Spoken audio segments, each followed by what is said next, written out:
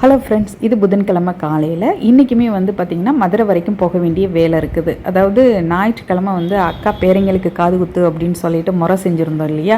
இன்றைக்கி வந்து தாய்மாமன்களுக்கெல்லாம் வந்து விருந்து வச்சுருக்காங்க. ஸோ எங்களையும் இன்வைட் பண்ணியிருக்காங்க. அதுக்காக வேண்டி போக வேண்டிய வேலை இருக்குது. காலையிலே வந்து வாசல் தொளிச்சு கோலம் போட்டாச்சு.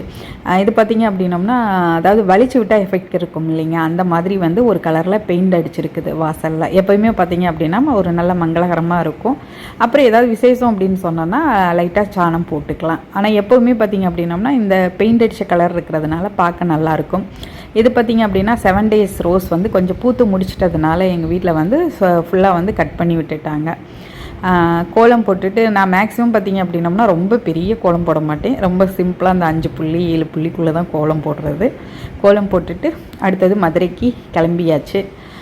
இது வந்து பார்த்திங்கன்னா திருப்பரங்குன்றம் கோயில். அன்றைக்கி நான்வெஜ் சாப்பிட்டதுனால வந்து கோயிலுக்கு போக முடியலை. ஆக்சுவலாக வந்து இப்போ தான் வந்து கும்பாபிஷேகம் நடந்திருந்தது. கோயிலுக்கு போகணும் அப்படின்றத விருப்பம். நான்வெஜ் சாப்பிட்டுட்டு போக முடியாதுன்ட்டு நாங்கள் ஈவினிங் கிளம்பிட்டோம். பார்த்திங்க அப்படின்னா நைட் ஆகிட்டது தாராபுரம் கிராஸ் பண்ணும்போது. அதனால் 8 மணிக்கு மேலே ஆகவுமே எப்பவும் போல் வந்து நம்ம ஆர்ஆர் பிரியாணியில் சாப்பிட்டாச்சு. அதாவது மத்தியானம் ஒரு வேளையோட நான்வெஜ் வந்து ஃபுல்ஃபில் ஆகாது எங்கள் வீட்டில். அதனால் வந்து நைட்டுக்கும் வந்து நான்வெஜ் இருந்தால் தான் வந்து அன்னைக்கு வந்து நான்வெஜ்ஜை சாப்பிட்டா எஃபெக்ட் இருக்கும். அதுக்காக வேண்டி இங்கே ஆர்ஆர் பிரியாணிலேயே நைட்டு வந்து பிரியாணி சாப்பிட்டாச்சு. ஆனால் வந்து என்னப்பா எப்போயுமே கேசரியை கொடுக்குறீங்க அப்படின்னு கேட்டதுக்கு, ஞாயிற்றுக்கிழமை தாங்க பிரெட் அல்வா இருக்கும், மற்ற நாள்லாம் வந்து அதாவது பைனாப்பிள் கேசரி, அதுவும் ரொம்ப நல்லா இருந்தது. ஸோ நைட்டு வந்து அங்கே வந்து டின்னர் முடிச்சுட்டு கிளம்பியாச்சு.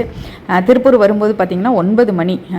மறுநாள் வந்து அமாவாசை அப்படின்றதுனால காய் வாங்கிடலான்னு சொல்லிட்டு அங்கே பக்கத்தில் இருக்கிற காய் கடையிலே வந்து கொஞ்சம் காய் வாங்கிட்டு வீட்டுக்கு வர 9:30 ஆயிடுச்சு.